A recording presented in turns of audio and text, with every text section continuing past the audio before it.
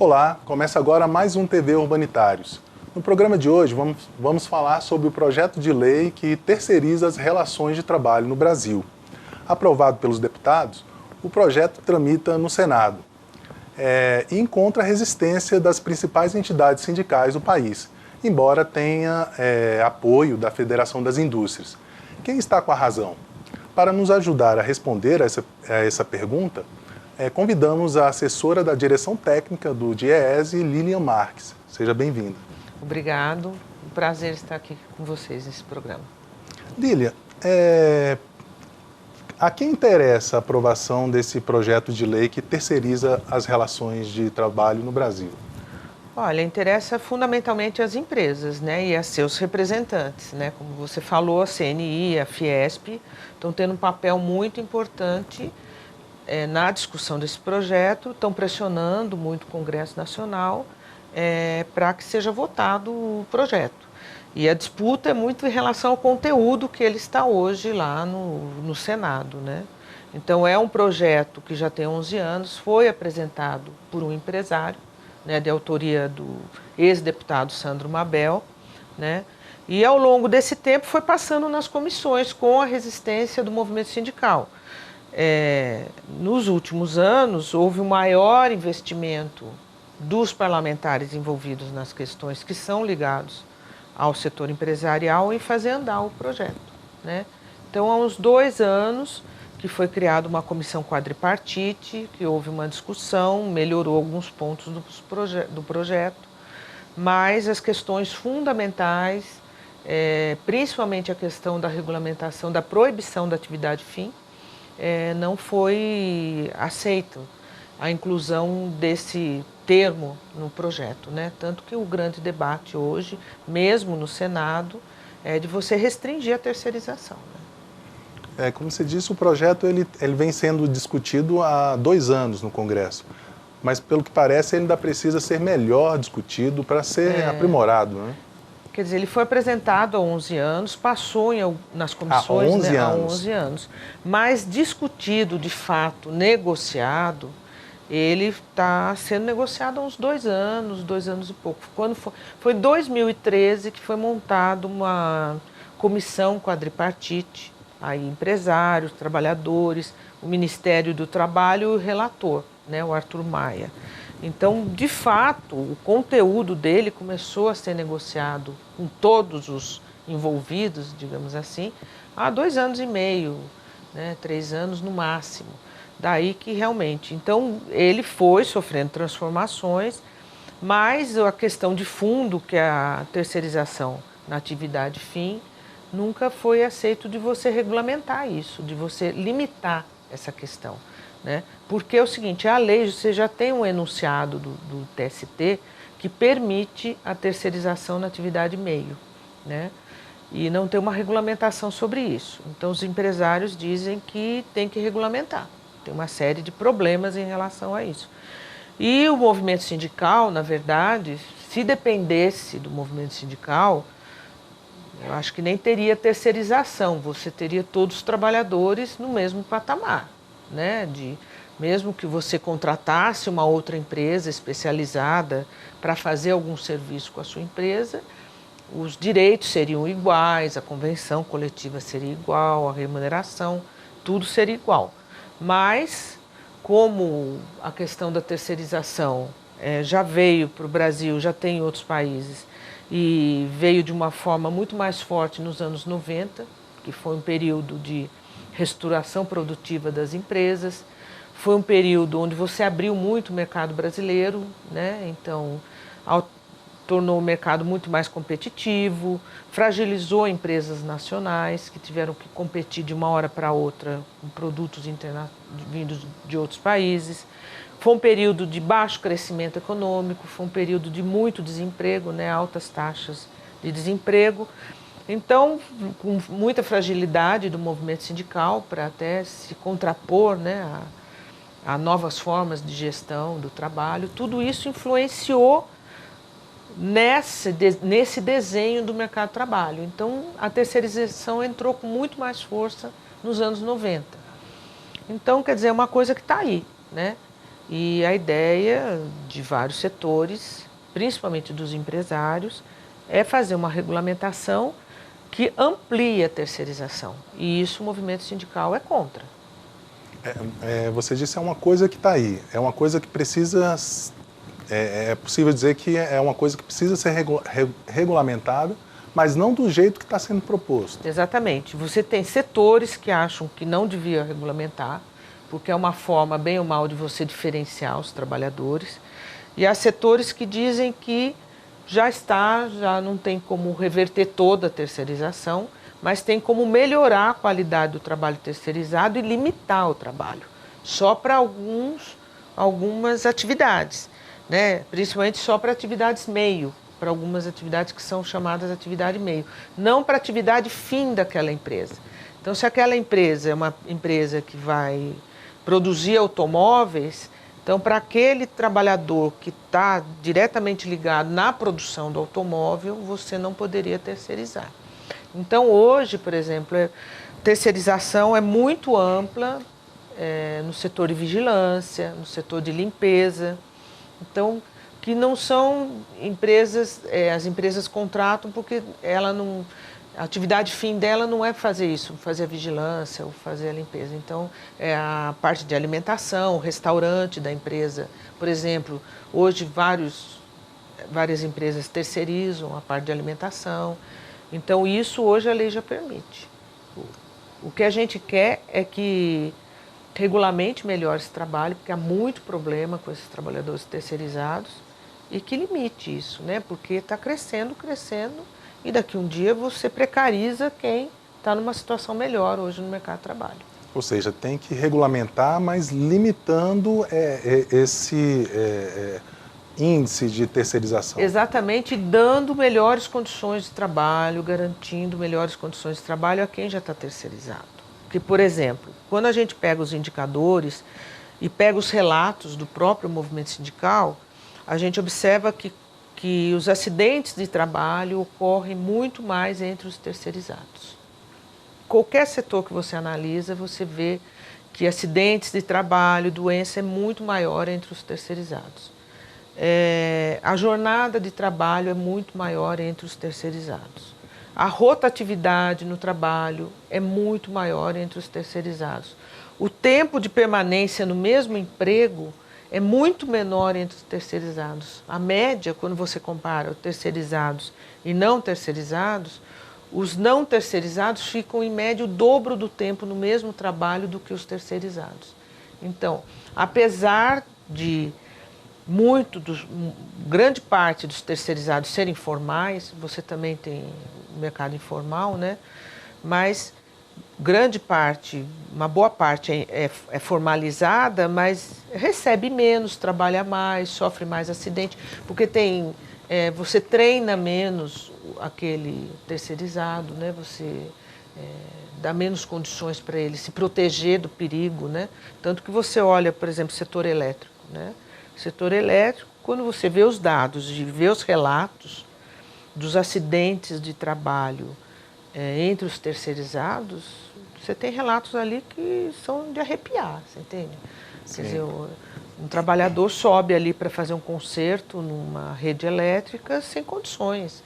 Não foi treinado suficientemente, né, para sofrer uma descarga daquela, como muitos, né, que sofrem acidentes terríveis, muitos morrem, né? E você vê que a equipe é reduzida, o apoio para o trabalho que ele vai realizar, que é perigosíssimo, é muito menor do que quando é com a empresa que contrata diretamente, entende? São outras condições. Então, o que o movimento sindical não quer é que mantenha esse tipo de condições, né? Que são condições muito ruins no mercado de trabalho, e que melhore as condições desse trabalhador e que não amplie esse tipo de terceirização para os outros que estão em melhores condições no mercado de trabalho. Pelo que você está falando, se investir menos e lucrar mais. Em síntese, seria isso, a visão do empresário. Então, muito do que se vê da terceirização é que é fundamentalmente para reduzir custos, né? Porque qual é a justificativa para você fazer a terceirização? porque as empresas, né, o que elas alegam? Que você não vai se preocupar tanto com atividades que não dizem respeito à atividade fim daquela empresa, né, como eu te falei, limpeza, vigilância, o restaurante, que ele vai se preocupar com aquilo que ele produz para ganhar em produtividade, né, tudo isso. Então ele quer reduzir custo e passar parte daquela administração para uma outra empresa. A responsabilidade para outro. É, exatamente. A responsabilidade é de outro, não é dele. Ele vai administrar o contrato dele com a terceira. Né? Se o trabalhador não morrer, não é culpa pessoal. dele. Se adoecer, também não. Exatamente. Só que isso não envolve só simplesmente uma assinatura de carteira de trabalho, um pagamento. Envolve, como eu te falei, treinamento, qualificação. Investimentos. Né? Porque, inclusive, depende o que vai se fazer, é perigoso. Então, você hoje, no sistema elétrico, o número de acidentes fatais entre os terceirizados é altíssimo. Mesmo no complexo todo da Petrobras, o número de terceirizados é 3, 4 vezes o número dos empregados da Petrobras. 80% dos acidentes fatais também está entre os terceirizados. Você vai na construção civil, por exemplo, que é um setor que emprega muitos trabalhadores, a terceirização é muito grande. Os acidentes de trabalho é só ver o que aconteceu durante a construção dos estádios da Copa. Praticamente todos os que morreram nas obras eram terceirizados, não eram contratados direto da empresa que ganhou a licitação para fazer a obra, né? Então, a empresa ganha a licitação, contrata outra empresa que, por sua vez, subcontrata muitas vezes. Então, não é só a terceirização. Você, como a gente diz, quarteiriza e vai subcontratando. Lá na frente é difícil saber até a que empresa aquele funcionário pertence. Exatamente. Então, uma das preocupações é isso, você limitar essa subcontratação. Porque chega uma hora que ninguém sabe quem é o responsável. E o que acontece muito também entre os terceirizados é que algumas empresas simplesmente desaparecem. Então, quando acaba o contrato e o trabalhador vai lá buscar os seus direitos, não recolheu o fundo de garantia, não recolheu o INSS, ele não tem direito ao seguro-desemprego, porque não recolheu, né? Então ele tem que entrar com uma ação. E quem é a empresa? Né? Muitas vezes a empresa deixou de existir, sumiu. Né? Então você tem casos de trabalhadores que já estão em outro, tem até às vezes dificuldade de arrumar o trabalho, porque não deu baixa no trabalho anterior, porque a empresa sumiu. Então, um dos problemas na terceirização também é o calote, como a gente diz. Né? Não é só você ter um emprego ganhando menos, é você não ter os seus direitos garantidos. Né? Então, você chega lá, vai tudo bonitinho, contratado, mas aquilo não é cumprido e a empresa some. Então, uma das principais discussões que teve durante esse processo foi incluído no projeto agora, só que outros artigos permitem a subcontratação. Né? E a gente acha que, do jeito que está o projeto, você não limita a subcontratação. Só que o projeto incluiu a questão da solidariedade. Quer dizer, quem vai contratar é solidário em relação aos empregados da contratante. Né? Então, se a contratante sumir, você é solidário aos empregados daquela empresa. Né? Não, hoje não é assim. Hoje não é assim. Não é assim. Né? Se uma empresa desaparecer na hora que finalizou o contrato, ninguém tem obrigação sobre... Você tem uma negociação depois, que muitas vezes você consegue fazer com que paguem. Né? Mas é uma negociação, uma ação judicial, é todo um processo. A Justiça do Trabalho tem que intermediar isso. Exatamente. Então a ideia que seja solidária. Ela termina com isso, com que o empresário que contrata outro, ele deixa de responder solidariamente? Ela agora, o projeto colocou que vai responder solidariamente, só que ele permite a subcontratação. Então, você vai terceirizar, quarteirizar, quer dizer, qual o limite disso? Não há limite. O projeto hoje permite terceirizar também na atividade fim. Então, no limite, por exemplo, quer dizer, claro que várias empresas estão dizendo que não vão fazer isso porque você precisa de um trabalhador mais qualificado, não vai fazer isso. Mas vamos dizer, no limite, uma empresa aérea, por exemplo, poderia terceirizar seus pilotos. Então você vai viajar, você não sabe se aquele piloto é da empresa ou é um piloto terceirizado. Porque se você permite terceirizar, ele pode ter uma equipe permanente, uma equipe terceirizada. Sim. Então, né, no limite é isso. Que parece ser, inclusive, uma coisa muito mais grave, né, essa questão da terceirização, porque, inclusive, tem um artigo muito interessante de um juiz do trabalho, Guilherme Guimarães, que o título é Terceirização para Todos, Bom para Quem, né? Só para ficar claro para quem nos assiste, porque o telespectador pode imaginar, eu não sou terceirizado, eu não tenho nada a ver com isso. Mas se ele entra num avião cujo o piloto é terceirizado, né, com qualificações duvidosas, ou um médico que ele vai a um hospital e a direção do hospital contrata um médico terceirizado para reduzir os custos, então, ou seja, é uma coisa que atinge a sociedade inteira. Né? Exatamente, porque mesmo o trabalhador qualificado, é diferente quando você é empregado e você faz uma carreira ali, né? Mesmo que você não fique a vida inteira, mas você tem um compromisso com aquela empresa e aquela empresa tem um compromisso com o profissional. Mas se você é terceirizado, o seu compromisso é com a que terceirizou, não é com aquele que contratou. Porque muda a relação de trabalho, né? E se você for pensar para a sociedade toda, né, tem um impacto isso. Isso não é uma coisa que, por exemplo, pode ser que eu não seja terceirizada. Mas se tem muito acidente de trabalho em vários setores, como hoje tem na construção civil, é a sociedade toda que paga. Porque isso demanda um financiamento para você manter aquele trabalhor, como segurado do INSS, como acidentado, como aposentado. Isso tem uma demanda no SUS, né? Todo o sistema sofre, né? Porque, claro, se você tem mais acidente de trabalho, você tem mais precarização, você tem pessoas mais doentes, é uma outra sociedade. Se você tem trabalhadores de primeira e de segunda categoria, é uma outra sociedade. Então isso entra um pouco no questionamento de que tipo de sociedade que nós queremos, né? Que tipo de trabalhadores nós queremos nessa sociedade. Você já tem, no Brasil, né, você tem diferenças de remuneração muito grandes. Se você for em alguns outros países, né, Japão, Europa, você vê que a diferença salarial é muito menor do que é no Brasil. Apesar de todo o ganho nos últimos anos do salário mínimo, né, que influenciou principalmente os salários mais baixos, você ainda tem uma diferenciação, né, na sociedade brasileira entre ricos e pobres, entre os próprios assalariados, muito grande. Se você precariza mais isso aumenta, né? Quer dizer, nós estamos indo no caminho contrário. Em vez de a gente diminuir a desigualdade, a gente pode aumentar a desigualdade.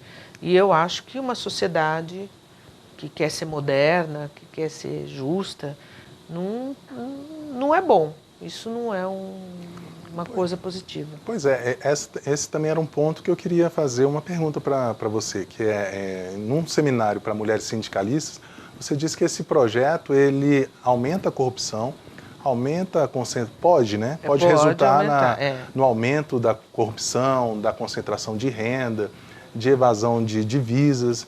Se esse projeto é tão ruim, né, quanto parece ser para a sociedade, por que os parlamentares têm tanto interesse em aprovar essa matéria? Eu acho que tem parte do setor empresarial, eu acho que tem interesse muito grande, parte não, acho que todo o setor empresarial tem interesse que esse projeto seja aprovado. É claro que eu não acredito que todo o setor empresarial quer isso porque quer explorar, matar todo mundo, não é isso, você entende? Porque às vezes ele pode estar num setor que não tenha tanto problema, mas ao ele apoiar uma aprovação dessa, ele afeta todos os trabalhadores. Vai da construção civil ao médico, não tem separação, né? Então, se você aprova um projeto desse, serve para todo mundo, né? Então, eu acho que tem interesse, porque muitas empresas economizam com isso. Agora, não quer dizer que o fato de você economizar seja bom para a sociedade, seja bom para todos os trabalhadores, né? Porque nem toda economia traz benefícios, né? Então, tudo bem que você... precisa ter ganho de produtividade, mas será que você precarizando você vai ter ganho de produtividade? Se já há uma reclamação, né, do setor empresarial que faltam trabalhadores qualificados, que a rotatividade não é culpa deles, eles dizem que os trabalhadores que não têm qualificação, como é que você vai precarizar ainda mais? Né? Você quer que o trabalhador produza mais, você quer que o trabalhador vista a camisa da empresa e daí você precariza ainda mais. Então eu acho contraditório isso, você deveria valorizar mais, né, investir, qualificar aquele trabalhador, manter aquele trabalhador nos seus quadros. Algumas empresas fazem isso, mas muitas empresas não fazem. Tanto que o Diese tem um banco de dados de acordos de convenções coletivas que a gente vê, inclusive, que muitos acordos de convenções colocam cláusulas em relação à terceirização. Por quê? Para proteger aquele trabalhador terceirizado que está na empresa, muitas vezes. Então, para você permitir com que o trabalhador terceirizado coma no mesmo refeitório, porque tem empresas que você tem diferenciação. Muitos trabalhadores terceirizados não podem frequentar o mesmo banheiro que o trabalhador que não é terceirizado, né? Não tem os mesmos direitos, a mesma convenção coletiva, né? Então você tem algumas cláusulas nas convenções que melhoram as condições de quem é terceirizado. Então quer dizer, é isso, você tem que permitir que se frequente o mesmo banheiro, que se frequente o mesmo restaurante, que tenham direitos, pelo menos dentro da empresa, parecido. E o que tem também, em alguns acordos e convenções que apareceu, é você até voltar atrás em relação à terceirização, porque algumas empresas que terceirizaram, alguns setores, viram que ficou pior. O produto perdeu qualidade, teve problemas, né? Então você desterceirizou, digamos assim. Então tem alguns acordos também que prevê isso, um processo de desterceirização, né? Porque não funcionou para aquele setor, para aquela empresa. Então a gente vê que tem várias cláusulas de sindicatos que tratam dos trabalhadores terceirizados. E uma outra reclamação também de setores que são terceirizados, que os sindicatos se organizam e tentam fazer acordos. Então hoje você está melhorando os acordos e convenções dos trabalhadores terceirizados, né? Você vê que tem uma reclamação muito grande de assédio moral, né? dos trabalhadores não terceirizados, principalmente dos chefes, sobre os trabalhadores terceirizados, né? Fica difícil, né, como a gente fala que é da subcontratação, dele saber a que sindicato ele pertence, que tipo de direito que ele tem, qual a convenção coletiva da categoria dele, ele não se localiza ali, né? Então, isso para ele fica, a qual categoria eu pertenço? O enfraquecimento das entidades Exatamente, das você vai sindicais, dividindo, né? as entidades sindicais. Então, tem uma série de reflexos. Agora, Lília, com essa questão da concentração de renda, né? No setor financeiro, nos últimos 12 anos, isso aumentou muito, né? A concentração de riqueza nesse setor. Eu tenho aqui alguns dados. Em 2001, o lucro líquido dos maiores bancos no Brasil passou de 9 bilhões para 57 bilhões, né? Ou seja, quase 500% de aumento em 12 anos. Por outro lado, as contratações de novos trabalhadores ficou na casa de 27%. Né? Se esse projeto 4330 for aprovado, esse tipo de concentração de riqueza pode também se estender para outros setores da economia? Eu creio que sim, né? Porque você vê os bancos, o lucro aumentou 500%, você tinha 11 bancos, grandes grupos, hoje você tem 7, se eu não me engano, e você contratou só nesse período cerca de 100 mil trabalhadores. Se você vê conta poupança e conta corrente, praticamente você mais do que dobrou o número de contas correntes e de conta poupança também. E por quê? Porque você começa a terceirizar.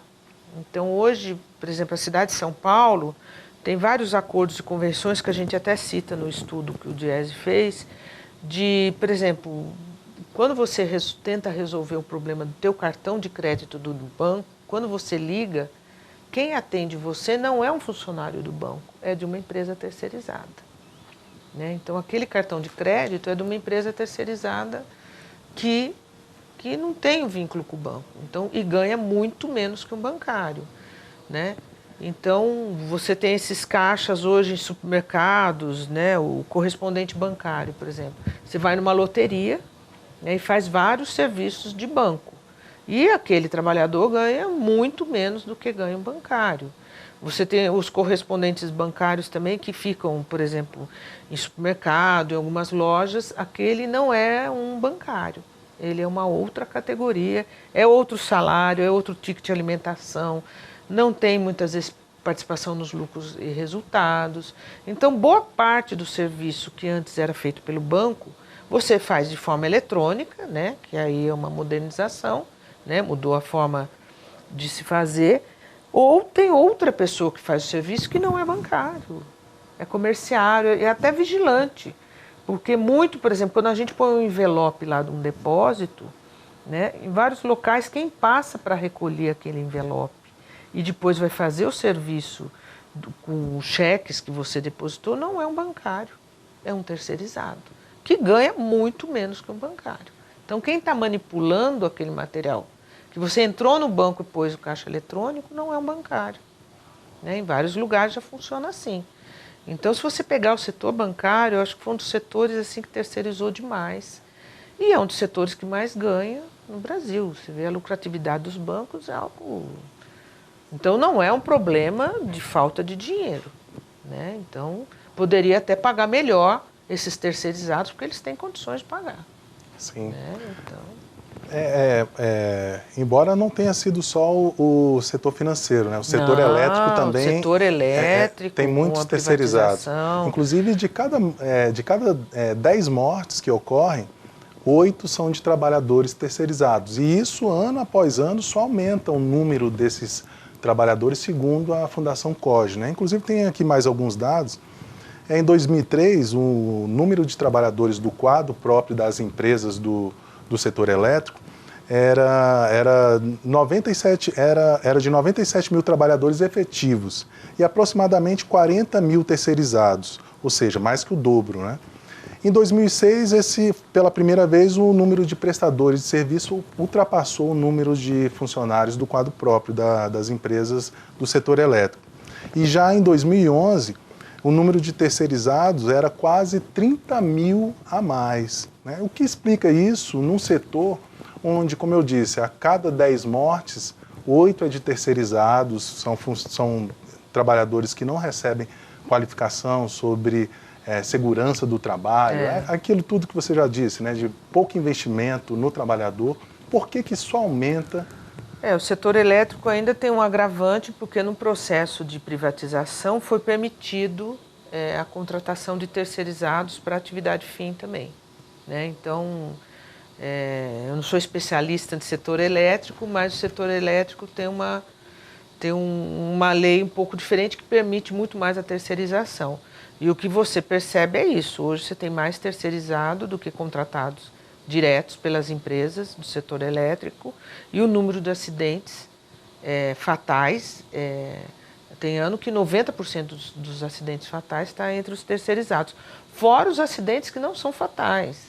Como eu disse, você vê casos de mutilação, porque as condições de trabalho, a questão da segurança, é um setor muito perigoso, e você vê que às vezes tem alguém sozinho lá tentando fazer um conserto. E que permite a terceirização até na atividade fim, ou seja, o sujeito está ali mexendo o trabalhador está ali numa rede de alta tensão. De alta tensão, que é perigosíssimo, muitas vezes está lá sozinho, ou com uma sem outra a devida pessoa, qualificação. sem o devido treinamento, sem o devido equipamento, sem a comunicação, você entende, com outro posto, com outra... pelo menos os relatos que a gente ouve assim são terríveis, assim. A gente não tem ideia, né, de tudo que acontece. Então, é muito sério isso. Eu acho que, como a gente diz, por que tem tanta diferenciação no setor que tem lucro, né? Porque muitas vezes pode ter, alguns setores podem estar passando por algum problema, mas muitas vezes não é um problema do custo da mão de obra, pode ser outro custo, né? Porque se o trabalhador não fizer bem o serviço, você perde. né? Eu acho que se tem uma reclamação geral do setor, que os trabalhadores, que precisa ter ganho de produtividade, você tem que investir mais naquele trabalhador. E, Lilian, para a gente finalizar, porque inclusive a produção já me avisou ali que o tempo está se esgotando. É possível fazer alterações nesse projeto 4330 que prejudique menos a sociedade como um todo? Olha, e a classe trabalhadora? Ele pode ser modificado. Agora no Senado está previsto que ele vai passar em 4 comissões, né? O senador Paim, que já fez uma audiência, que o senador Paim está na Comissão de Direitos Humanos, ele já fez uma audiência grande lá no Senado, e agora ele vai promover a Comissão de Direitos Humanos, não só o senador, né? A comissão vai promover debates em cada estado brasileiro. Então, o que eu acho que é importante é a participação do movimento sindical, dos trabalhadores nessas audiências nos estados. Então, vai passar pelas 4 comissões e pode sofrer alteração. Se sofrer alguma alteração, tem que voltar para a Câmara. Mas eu acho que é importante. O Senado já apontou que está disposto a discutir essa questão da atividade fim e atividade meio. E eu acho que tem outras questões dentro do projeto que não estão muito amarradas, estão muito duvidosas, assim, a redação. Então, eu acho que vai passar por um novo processo de discussão. Vamos Inclusive, ver. O presidente do Senado disse que do jeito que chegou lá, não passa. Não passa. Né? Porque eu acho que tem que melhorar. E essa questão da atividade fim. Eu acho que não pode passar do jeito que está. Pelo menos o movimento sindical vai se articular e vai brigar por isso. Né? Ok. Muito obrigado pela participação, Lília. Tá, obrigado vocês e bom trabalho. Vamos à luta agora. Eu conversei com a assessora da direção técnica do Diese, Lilian Marques, que falou sobre o projeto 4330, que terceiriza as relações de trabalho no Brasil. Você pode rever esta e outras entrevistas em nossa página www.urbanitariosdf.org.br ou em nossa página no YouTube, TV Urbanitários DF. Você pode mandar sugestões e críticas para comunicação@estildf.org.br ou pelo WhatsApp no telefone 9144 8075, 9144 8075. Muito obrigado pela companhia e até a próxima.